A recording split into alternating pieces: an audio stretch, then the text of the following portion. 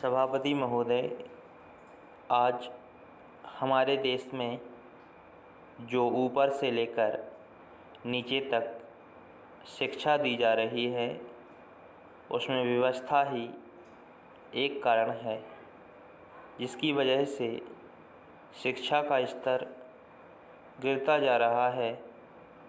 मेरा अपना विचार है कि जो शिक्षा प्रणाली है और जिस रूप में शिक्षा दी जा रही है, वही अनुशासनहीनता का भी कारण है। अपने देश और प्रदेश में हर एक की अपनी अपनी भाषा है और वह बालक जो इस देश में पैदा हुआ है, जो अपनी मातृभाषा की गोद में पला है, उसको यदि अपनी मातृभाषा में ही शिक्षा दी जाए तो मेरा विचार है कि शिक्षा का स्तर ठीक हो सकता है।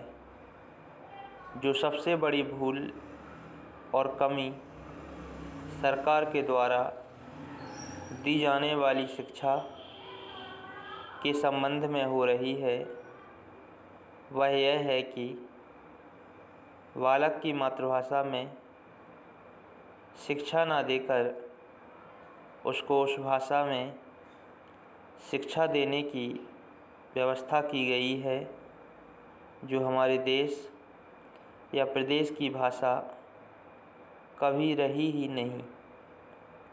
मेरा अभिप्राय विदेशी भाषा अंग्रेजी से है।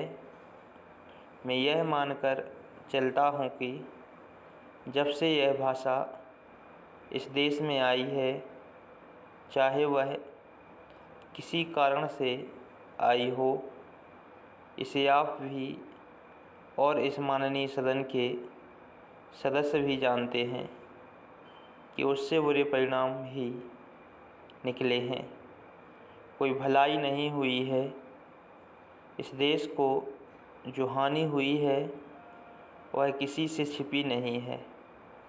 हम देख रहे हैं कि हमारे यहाँ जितना फैशन बढ़ रहा है और जितनी वेशभूषा बिगड़ रही है, वह सब अंग्रेजी भाषा के ही कारण है। जिस समय यहाँ पर अंग्रेज़ों का राज्य था, प्रायः यह देखने को मिलता था कि वे लोग जो विशेषकर के किसी न किसी तरह से सरकारी पक्ष के ही होते थे, अंग्रेज़ों से मिलने के लिए जाते समय अंग्रेजी वेशभूषा का ही प्रयोग करते थे।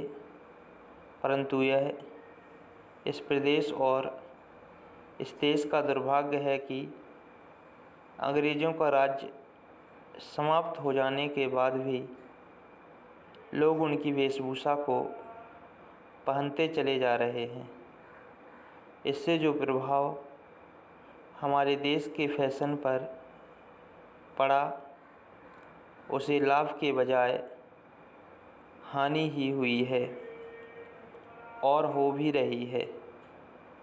मेरा ऐसा विचार है कि अंग्रेजी वेशभूषा से इस देश को बहुत हानि हुई है।